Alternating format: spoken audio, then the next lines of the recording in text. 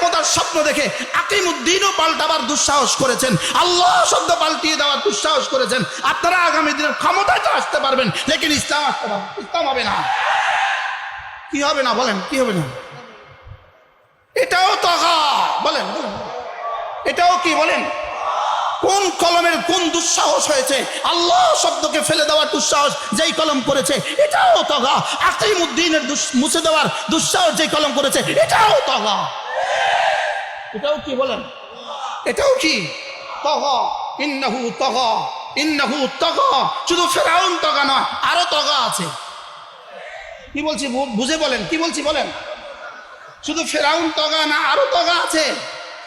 আল্লাহ মেহেরবানি করে আমাকে আপনাকে বুঝ দান করেন। মেরে ভাইও, ফেরাউনরা ছিল, ফেরাউনদের পরিণতি যেমন হয়েছে এখনো ফেরাউন আছে, তাদের পরিণতি তাই হবে ইনশাআল্লাহ। ইসলাম ছিল, ইসলাম আছে, ইসলাম থাকবে।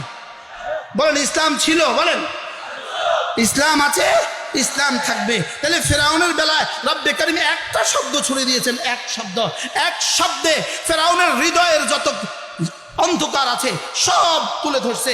এক শব্দে ফেরাউনের কর্মে যত অন্ধকার আছে সব তুলে ধরছে। ফেরাউনের আকীদায় যত অন্ধকার আছে সব তুলে ধরছে। ফেরাউনের কর্মে যত অন্ধকার আছে সব তুলে ধরছে। তাহলে কিয়ামত পর্যন্ত ফেরাউনের এই আকীদা বিশ্বাস যে পোষণ করবে, ফেরাউনের কর্ম যে পোষণ করবে, এরাই তগা, এরাই কি বলেন?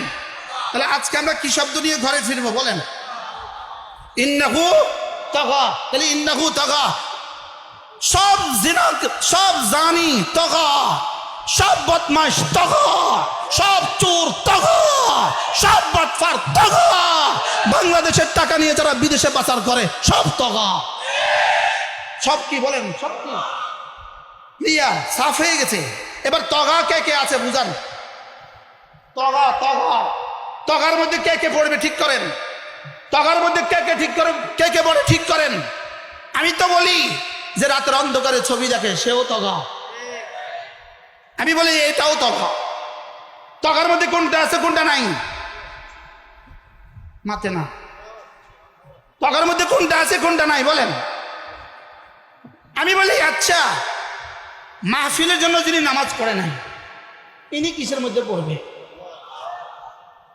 মাহফিলের ইন্তজাম করতে গিয়ে নামাজ পড়তে পারে নাই, বেশি ব্যস্ত, ইনি কিসের মধ্যে পড়বে?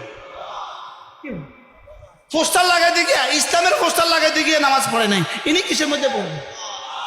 আচ্ছা, গণতন্ত্র যারা করে, যারা সেরেফ আর সেরেফ গণতন্ত্র করে, এরা পোস্টারের মধ্যে ছবি লাগায়, আপনি ইসলাম নাম দিয়ে আপনিও ছবি লাগালেন, এরা আপনার মধ্যে বেশ কম থাকে। আল্লাহ, মনে কষ্ট পাইছেন? এই ছবি লাগানো কোন ইসলাম কবে জায়েজ রাখছে? পোস্টারে ছবি দেওয়া কোন ইসলাম কবে জায়েজ রেখেছে? শুধু পার্থক্য, একদল তাদের মার ছবি লাগাই দিছে, আরেক দল তাদের বোনের ছবি লাগাইতো। আপনি শুধু মারটা আর বোনেরটা লাগাইলেন না, আব্বারটা লাগাইলেন না আর কি, শুধু নিজেরটা তো লাগাইছেন। তা আব্বারটা লাগাইলে অসুবিধা কি, আর বোনেরটা লাগাইলে অসুবিধা কি ভাই? এই জন্য বলেন, ছবির সাথে এত সম্পর্ক কেন? ছবির সাথে এত সম্পর্ক কেন? আমি তো বুঝাইতে পারলাম না। না, কষ্ট হয়ে গেছে আপনাদের, কষ্ট হয়ে গেছে। এই ছবি কোন মুফতি কবে বলেছে এই ছবি জায়েজ? এই ছবি কবে কোন মুফতি বলেছে জায়েজ? তো নাজায়েজ তরিকা আপনি ইসলাম কায়েম করবেন কিভাবে? নাজায়েজ তরিকা আপনি ইসলাম আসবে কিভাবে? আপনি কিসের স্বপ্ন দেখছেন? আপনি কি স্বপ্ন দেখছেন? আপনি এত বড় ছবি লাগালেন কেন? হাটহাজারী মাছের কবরস্থানে পর্যন্ত ছবি লাগালেন, কাবের হাটহাজারী কবরের পাশে পর্যন্ত কাছে আপনি ছবি লাগালেন, এত ছবির দরকারটা কি আপনার? যেন রাগ করে বলে মোশতাক নবীর আগে এবার দাওয়াত দিও না, আমি আর আপনাদেরকে কষ্ট দিতাম না। কি ভাই, কেন ছবির রাজনীতি শুরু করলেন? আপনারা ওদের মধ্যে পার্থক্য কোথায়? আপনারা ওদের মধ্যে পার্থক্য কোথায়? এই ছবি আপনাকে কি দিবে? ছবি আপনাকে কি দিছে? শুধু একটা মূর্তি উঠানো নিয়েই তো আন্দোলনে হাটহাজারী মাছের ছাত্ররা জান দিছে। ব্রাহ্মণবাড়ি 11 জন শহীদ হলে একটা ছবি উঠানো নিয়েই তো। ওই ছবি যদি নিষিদ্ধ হইতে পারে, আপনারটা আমারটা জায়েজ হবে কেন? আপনার আপনারটা আমারটা যায় যাবে কেন? তাহলে এবার বুঝে থাকলে বলুন তো দেখি, ইন্নাহু তাগার মধ্যে কি কি আছে কি কি নাই? হুজুর এখনো সব আছে বলে না। ইন্নাহু তাগার মধ্যে কি কি আছে কি কি নাই? কি কি আছে কি কি নাই বলে, বুঝায় বলেন। ইন্নাহু তাগা ইযহাব ইলা ফিরআউন ইন্নাহু তাগা। তাহলে ফিরআউন আর ইন্নাহু তাগা, ইন্নাহু তাগা যতজনের ইন্নাহু তাগা ততজনের পরিণাম ফিরআউনের মতো। ততজনের পরিণাম কিসের কথা বলেন? এই জন্য ইনশাআল্লাহ আগামী দিনে সূর্য উঠবে কি উঠবে না সন্দেহ আছে। পৃথিবী থেকে আজকের তাগুত ধ্বংস হবে, এটা আমার কোনো সন্দেহ নেই। আল্লাহ তাআলা সিদ্ধান্ত শুনিয়ে দিয়েছেন, আমি ফিরআউন তগা করেছে আর আমিও তাকে দুনিয়ার আখিরাতের চূড়ান্ত শাস্তি আমি তাকে দিয়ে দিয়েছি। আল্লাহ তাআলা ইরশাদ করেন, যান আপনি ফিরআউনের কাছে যান, ইযহাব ইলা ফিরআউন, আপনি ফিরআউনের কাছে যান, ইন্নাহু তাগা, সে সীমা লঙ্ঘন করে ফেলেছে, সে সীমা লঙ্ঘন করে ফেলেছে। এজন্য সীমা লঙ্ঘন করা যাবে না। কি করা যাবে না বলেন? সীমা লঙ্ঘন করা যাবে না, রব্বে কারীমের সীমা তয় করা যাবে না, সীমা লঙ্ঘন করা যাবে না। আল্লাহ তাআলা বলেন, মুসা আপনি তাকে কি কি বলবেন? রব তাকে দুটো কথা শিখিয়ে দিয়েছেন। আল্লাহ তাআলাই আবার মুসা আলাইহিস সালামকে দুটো কথা শিখিয়ে দিয়েছেন। আপনি গিয়ে তাকে এক নম্বরে গিয়ে একটা কথা বলবেন, আপনি গিয়ে তাকে বলবেন ফাকুল, আপনি গিয়ে তাকে বলবেন হাল্লাকা ইলা আন তাযাক্কা, এই তোমার কি দিলটাকে সাফ করার কোনো নিয়ত আছে? সুবহানাল্লাহ বলেন। কি বলছে বলেন? তোমার কি দিলটাকে সাফ করার কোনো নিয়ত আছে? তোমার কি তাজকিয়ায়ে নফসের কোনো নিয়ত আছে? সুবহানাল্লাহ বলেন। তুমি দিলটাকে সাফ করতে চাও, দিলটাকে পরিষ্কার করতে চাও, দিলটাকে পরিচ্ছন্ন করতে চাও। তাজকিয়া একটা শব্দ, তাজকিয়া একটা শব্দ।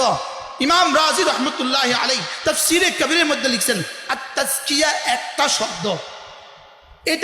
এটা এই শব্দের ব্যাখ্যা আমাদের মতো নাপাক জবানে এই শব্দের ব্যাখ্যাও আসবে না। ইমাম রাজি রহমতুল্লাহ লিখেছেন, তাজকিয়া একটা শব্দ, কালিমাতুন তাজকিয়াতুন, তাজকিয়া একটা শব্দ।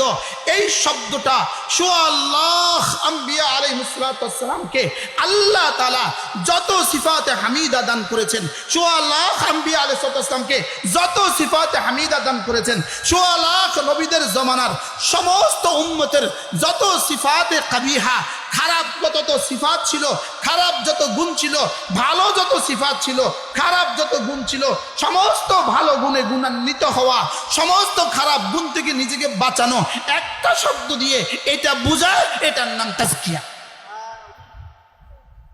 তাজকিয়া শব্দের, আচ্ছা তাজকিয়া এই শব্দ, এর চেয়ে জামে তারিন কোন শব্দ, এর চেয়ে পূর্ণাঙ্গ কোন শব্দ, মানবতাকে ঠিক করার জন্য এর চেয়ে পূর্ণাঙ্গ কোন শব্দ, একজন মানুষকে মানুষ বানাবার জন্য এর চেয়ে পূর্ণাঙ্গ কোন শব্দ, একজন মানুষকে জান্নাতি বানাবার জন্য পূর্ণাঙ্গ কোন শব্দ, একটা সমাজকে ঠিক করার জন্য পূর্ণাঙ্গ কোন শব্দ, এটার নাম হলো তাজকিয়া।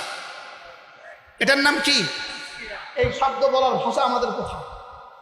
রব্বিকার। এজন্য হযরত ইব্রাহিম আলাইহিস সালাম কি বলছিলেন? ওয়াবা'আথ ফীহিম রাসূলাম মিনহুম ইয়াতলু আলাইহিম আয়াতিক ওয়া ইউযাক্কিহিম। আর আল্লাহ তাআলা কি বলছিলেন? হ্যাঁ, ওয়া কাযালিকা বা'আথনা ফীকুম রাসূলাম মিনকুম ইয়াতলু আলাইহিম আয়াতি ওয়া ইউযাক্কিহিম।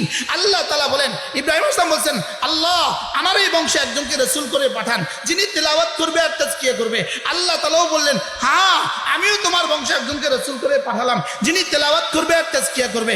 আশ্চর্য কথা, ইব্রাহিম আলাইহিস সালাম তেলাওয়াতকে এক নম্বরে বলেছেন, তাজকিয়াকে পরে বলেছেন। আল্লাহ তাআলাও তেলাওয়াতকে এক নম্বর বলেছেন, তাজকিয়াকে পরে বলেছেন। যেন আল্লাহ তাআলা বুঝিয়ে দিয়েছেন তেলাওয়াত ছাড়া তাজকিয়া জীবনে কখনো হবে না।